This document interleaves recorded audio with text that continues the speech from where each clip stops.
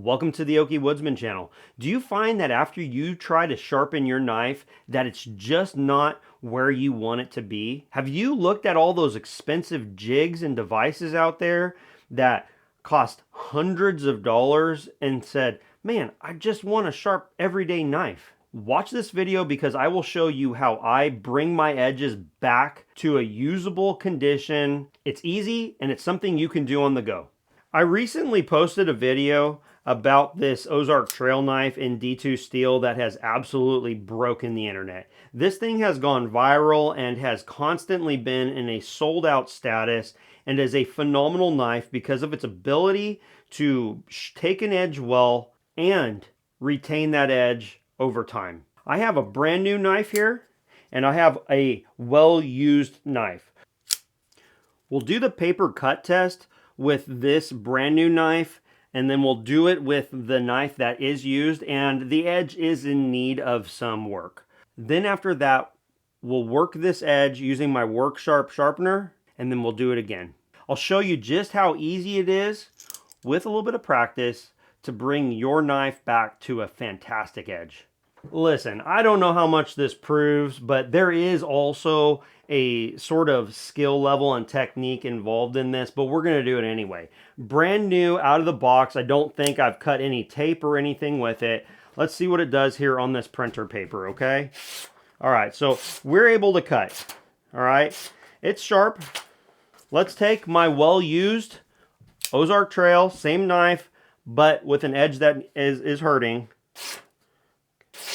All right, it's able to do it, but I can tell you there is some resistance. I've been using this knife for some time, and when I show you the paper here, like I said, I don't know how much this proves, but it has a lot to do with how you're holding the paper. But this paper, where I cut with my well-used knife, this is more of a frayed edge. The side with the new knife is definitely a smoother cut.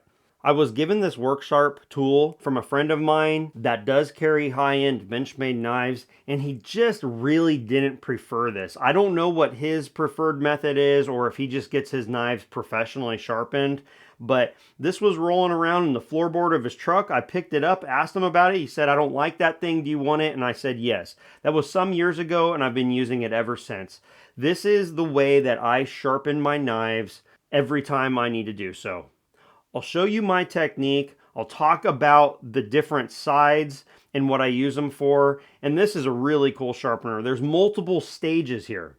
So you'll notice that this thing kind of looks like just a gadgety type of tool. And generally when things are like multi-purpose, they're just not all that good. Let me explain what each thing is for. If you have a knife that is incredibly in terrible shape, chipped up, needs to be reprofiled significantly, you have a diamond stone on this side, 20-degree guides that you lay the edge of the knife on, and that just serves as a place for you to check and see if your knife is at the proper angle. I do utilize those and I find it useful. This is a heavier duty grit than this side. This side is a fine diamond stone or diamond coated piece of metal, and it is for a little bit more of a touch up or the next step after you use this heavier grit. Then next you have the ceramic side. You'll notice that you have a knob that you can turn.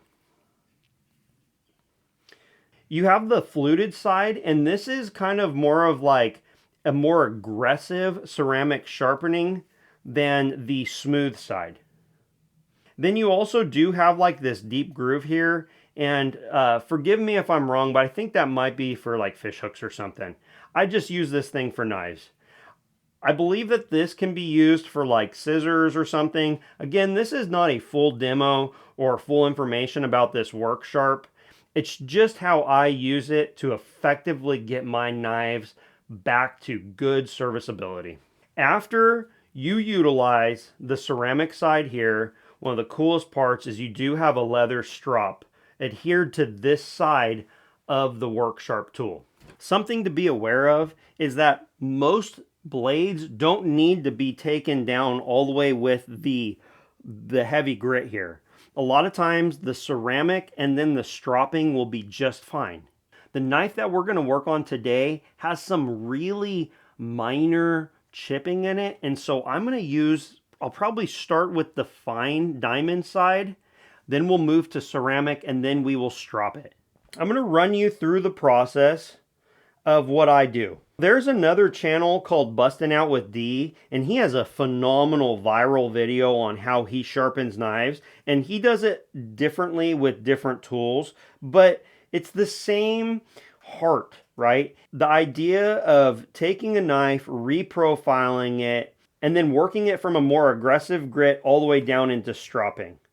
I would encourage you, if you want to know more about knife sharpening, and if you want to know someone that might be even better at it than I am, make sure you check out that video. I'll tag it down below.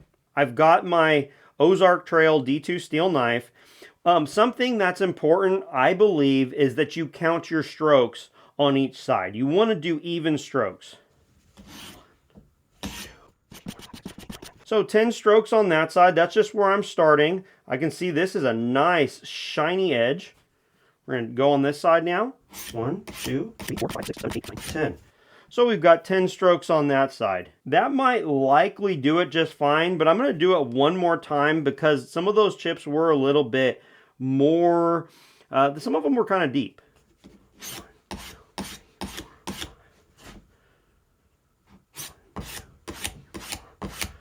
So we've now hit that knife 10 times on each side, and then I did it to 5. Probably for many people would probably be sufficient, and you'd go down the road. But we want to take it a step further.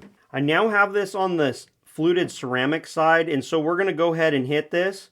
I'm going to do it probably 10 times, 7 times, 5 times, and 3 times or something.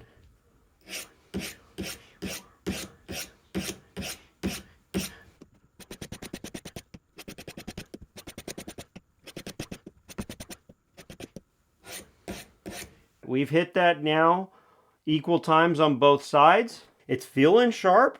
It is feeling sharp. Definitely wouldn't want to hit yourself on that on accident. I'll tell you that right now. Let's go to the smoother ceramic now. I'm going to go 5, 4, 3, 2, 1. 1, 2, 3, 4, 5. 1, 2, 3, 4, 5. 1, 2, 3, 4. 1, 2, 3, 4. Our blade now has been worked on both sides of that sharpener. I can tell you right now by feeling it, it feels very sharp to the touch. All right, I don't feel the chips in there, and I have a tendency, I touch my knife blades all the time. Be careful, don't necessarily do what I'm doing. You can go ahead and, use a piece of paper or whatever, but I handle my blades and I touch them and I kind of judge their sharpness by feel quite often. That would probably be sufficient for most people, or actually sharper than most people experience with those sharpeners that you just draw it through. But we're going to take it a step further. And the reason why we're going to take it a step further is because with the strop you can get that edge even better. And when you get it even better, I find that it's even easier to maintain in the long run. So when you're stropping, you don't go this way with it. Okay, you'll notice that when I did this side, I was kind of cutting into it. All right, because my guide was here and you're just kind of, utilizing that edge. On stropping, it's exactly the opposite. You might find that if you've never done this before, that you might try to do this, but you will cut into your leather immediately. It would be easier if you had a larger piece of leather, and I actually do, but I find that I use this mostly because it's just, I grab this tool and I can get the job done, and it does well. So this, again, you're going to count strokes.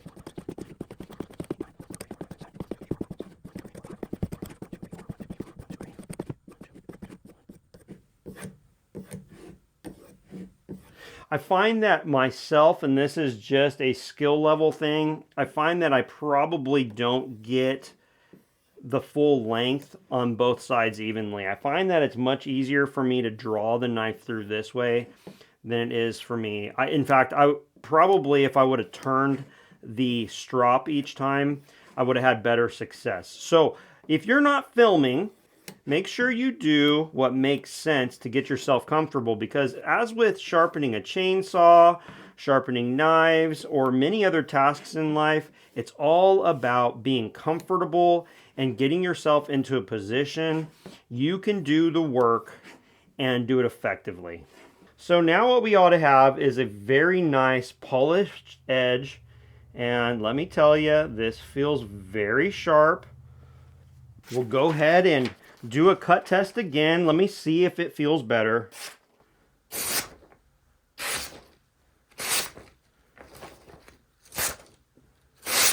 It is taking my hair off my arm. I don't know if you can see that well. I also try not to cut myself. There we go. I just shaved my hair pretty easily. Out here it's kind of damp right now, and the paper kind of gets a little bit weird feeling. That's how I get my everyday carry pocket knives back to fantastic cutting condition, and I just do this fairly regularly. It's really quick when you're not making a video on it, and I enjoy carrying a sharp pocket knife. If you have any tips or would like to share what you use to sharpen your knives, make sure you let us know down in the comment section. I will provide links to this Work Sharp tool, to the knives if they're available, and I hope to see you on the next one. Have a good one.